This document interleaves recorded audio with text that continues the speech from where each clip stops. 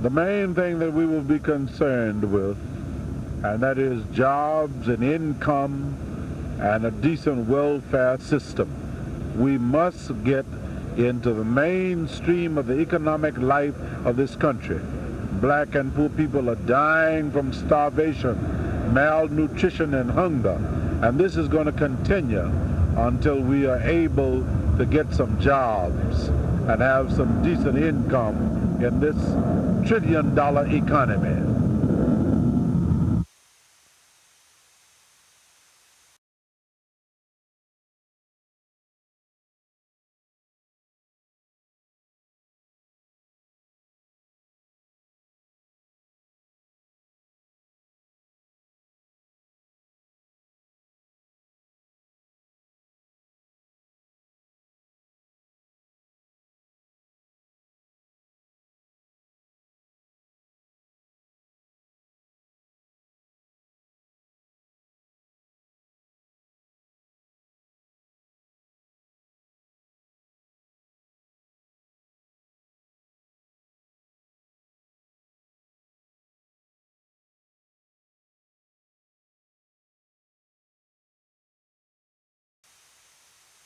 The confines of subterranean control centers, checking and rechecking their equipment to assure that a high state of readiness, to ensure that high state of readiness that I just mentioned.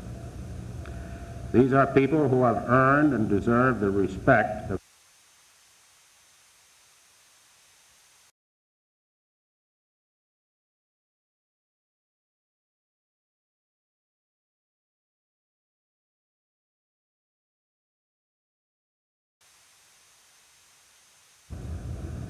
Still, there's always the question of how much is enough.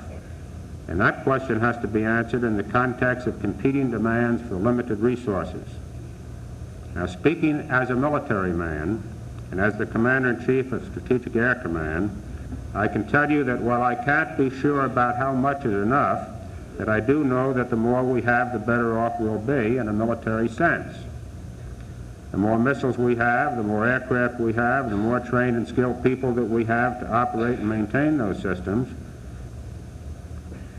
the less likely we are to be attacked. And the reason for that's pretty obvious to anyone who thinks the problem through, that our primary job, that is the primary job of the military, is to keep this country from being attacked. And this is a point that I can't emphasize too much. Our job is to keep us from being attacked.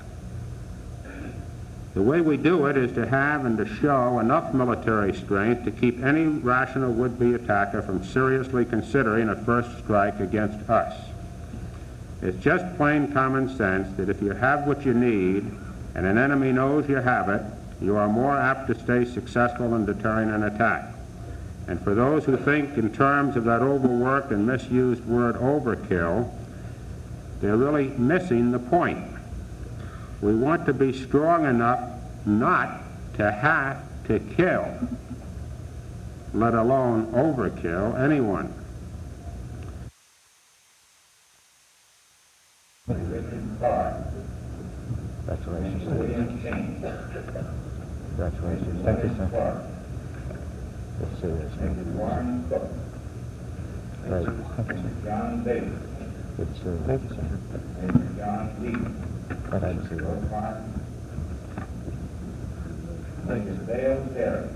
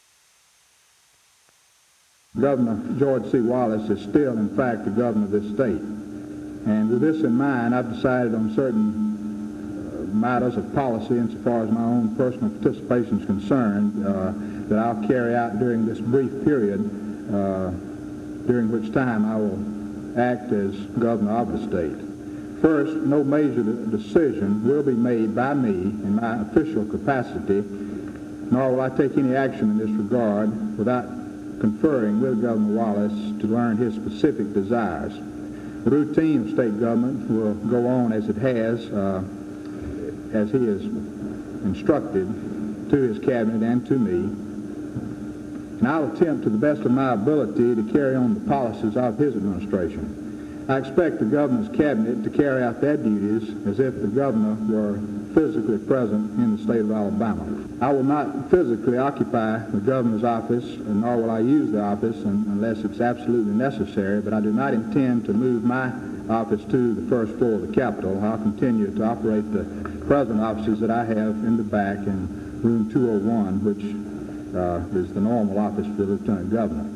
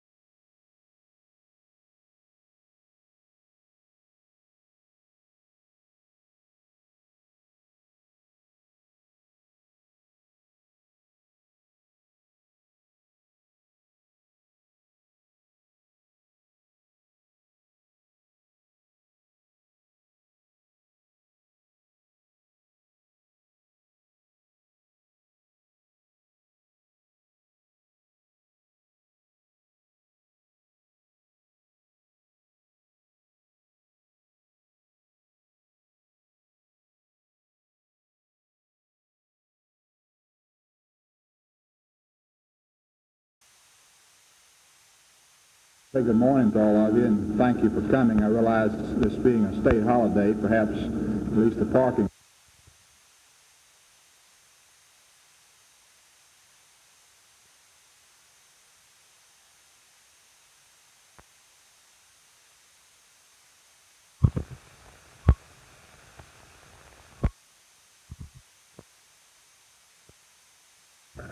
The big mystery of the whole thing is the type of working relations that may develop between Beasley and Wallace's cabinet and how well they can adapt to the temporary adjustment.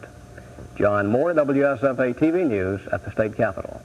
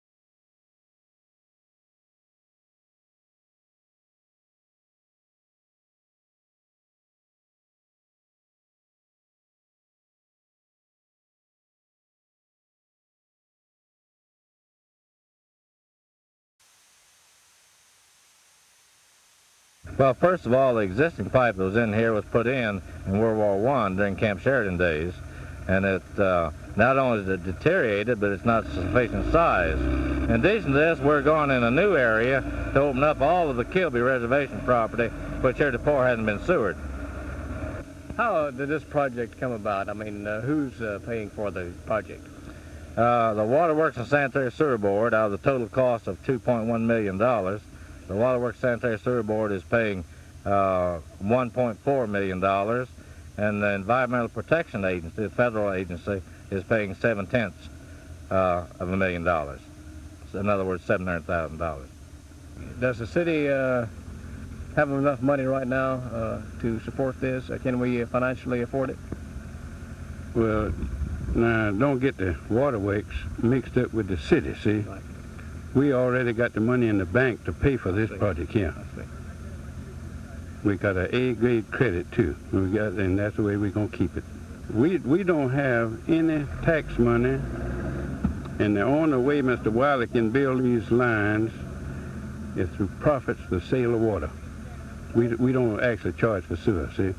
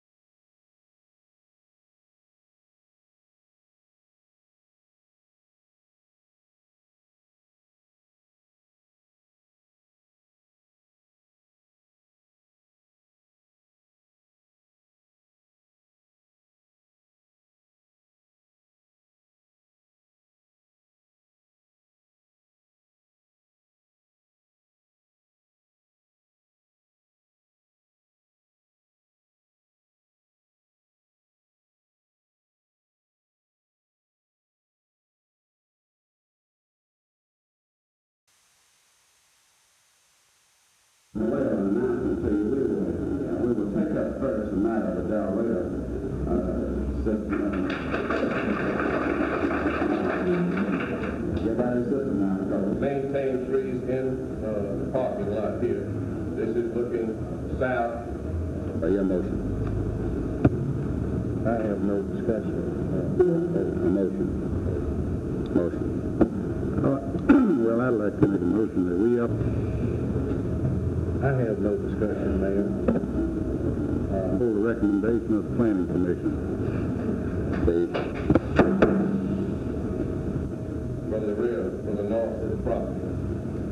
A letter has been written today by Commissioners Evans and Rucker, and it is now on its way to the Pay Board in Washington. In addition to that, we've asked our congressmen to cut through the red tape and save as much time as they possibly can in light of the unfortunate handling of it. Pelham Street. There's a motion before the commission. Is there discussion? No discussion. All in favor, please raise your hand. It is unanimous. In South Jackson Street, beginning at Pelham Street, wherever South Jackson begins there, running into its termination point at Alabama State College, is renamed Martin Luther King Avenue.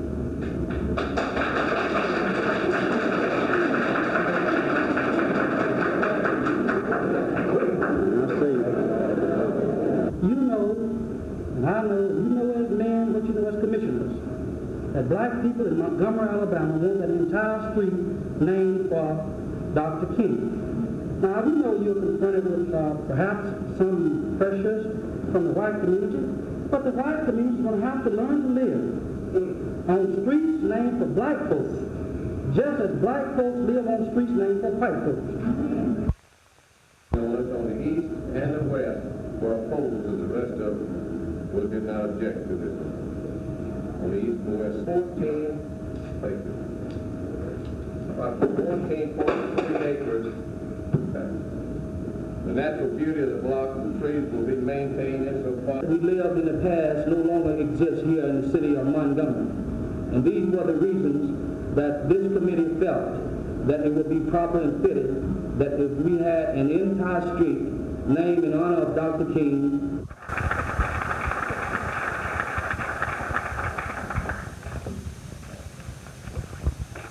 Thank you, Truxton. It's a real pleasure to be here today. When Truxton called me, that we're in Alabama in the area of ad valorem tax. I'm going to try to break it down into three categories.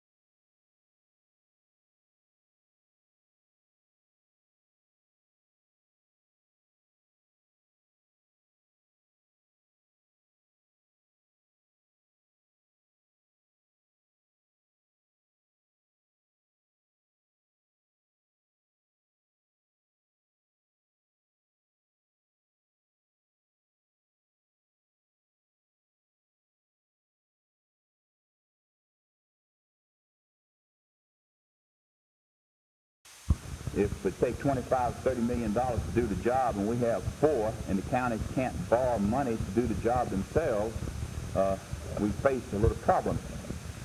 The Department of Revenue is proceeding as best they can under the monetary restrictions that they have. We have just completed a manual. Now, this is a manual that's going to be used in every county. And when I talk about a manual, it's a cost manual, and the people working in the county can take this manual and then go out and look at your house, and there'll be a picture of a house similar to yours in there. They have current cost data, what it costs now to build this house. And then they have depreciation schedules which would reflect depreciation. And they can take this manual, and it's been checked out, and you can come pretty close to the current market value on all the different type properties in the state.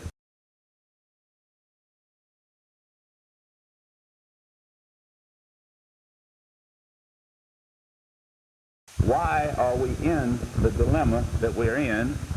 Second, what's being done about it? And then, what can we look for?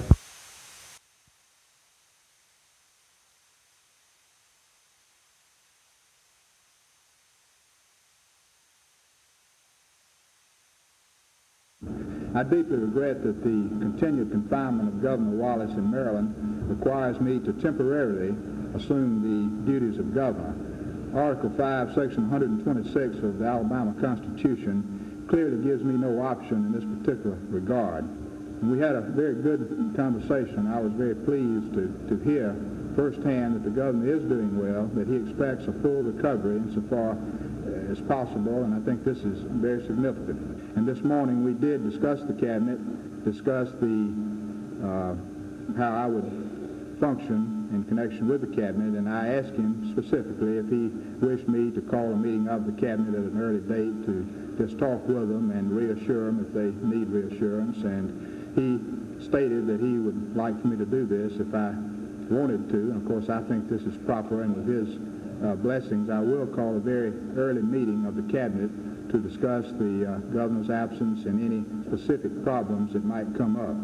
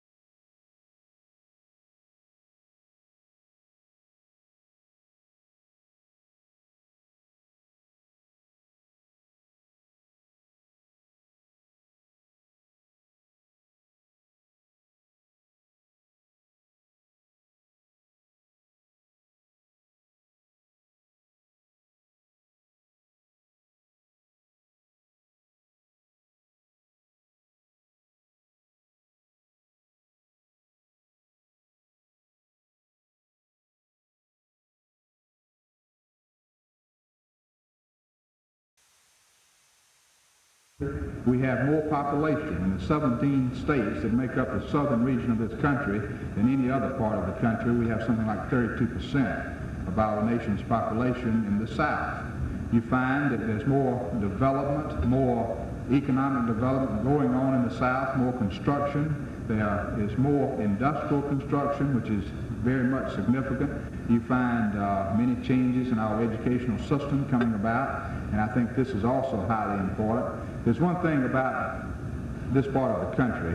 In the next 10 to 20 years, you're going to find the southeastern part of the United States leading America in every single aspect of economic development. And I think this is going to be extremely good for Alabama. But I would like very much for our young people to seriously consider staying in our state, because without you, we're not going to be as great a state as we could be over the years. And I would like to urge you to look very closely at the opportunities that are available to you in the state of Alabama.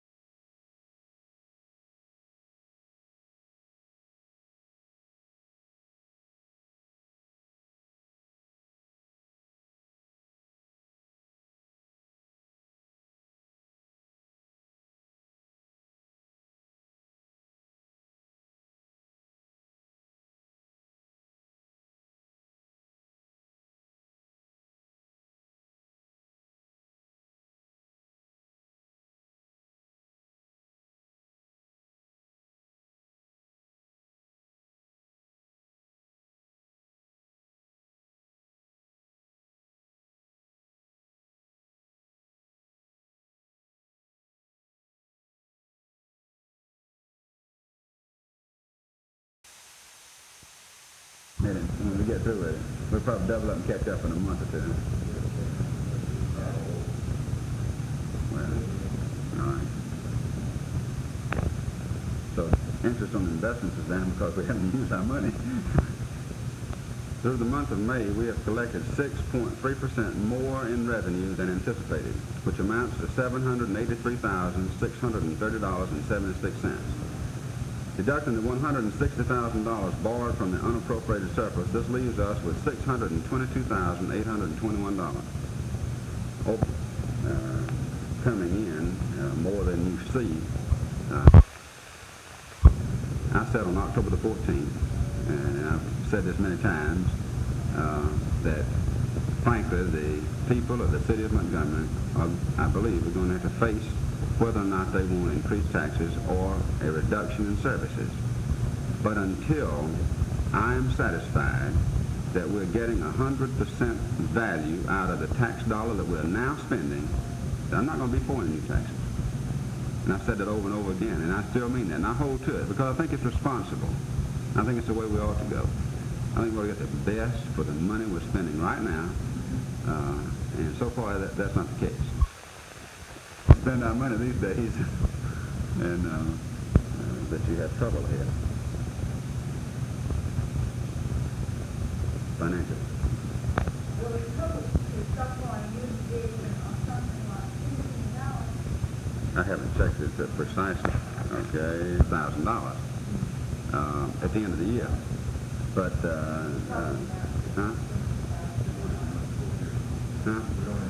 No, as I said before, we expect this budgeted figure to really be a strain, because some departments will go over and some will be under, and it's kind of be a tug of war to make it match up. Really. Well,